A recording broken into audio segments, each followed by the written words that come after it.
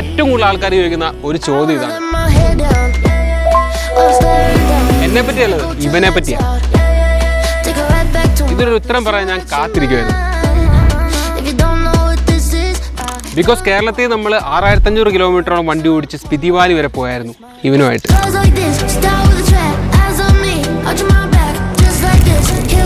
First of all it works everywhere. അതായത് city ആണെങ്കിലും highway ആണെങ്കിലും മൗണ്ടൻസ് ആണെങ്കിലും ഒരു കംപ്ലൈൻറ്റും ഇല്ല, ഈസി ആയിട്ട് പെർഫോം ചെയ്യും.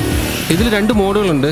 പെർഫോമൻസ് മോഡാണ് ഞാൻ ഓൾവേസ് യൂസ് ചെയ്യുന്നത്. അതാകുമ്പോൾ 450cc ഷെർപ്പ എഞ്ചിൻ്റെ റിയൽ ഒരു പഞ്ച് നമുക്ക് കിട്ടും. ഇനിയിപ്പോൾ മൈലേജ് ഒക്കെ നോക്കി ഓടിക്കണമെങ്കിൽ എക്കോ മോഡിലിട്ടും പറ്റും. ഇനി റോഡൊന്നും ഇല്ലാതെ ഒരു ഓഫ് റോഡൊക്കെ കയറി പോകുന്ന സിറ്റുവേഷൻ ആണെങ്കിൽ 21 ഇഞ്ച് ഫ്രണ്ട് വീലും ലോ ആൻഡ് ടോർക്കും ഒക്കെ വെച്ചിട്ട് നമുക്ക് ഈസി ആയിട്ട് അതൊക്കെ ഹാൻഡിൽ ചെയ്യാൻ പറ്റും.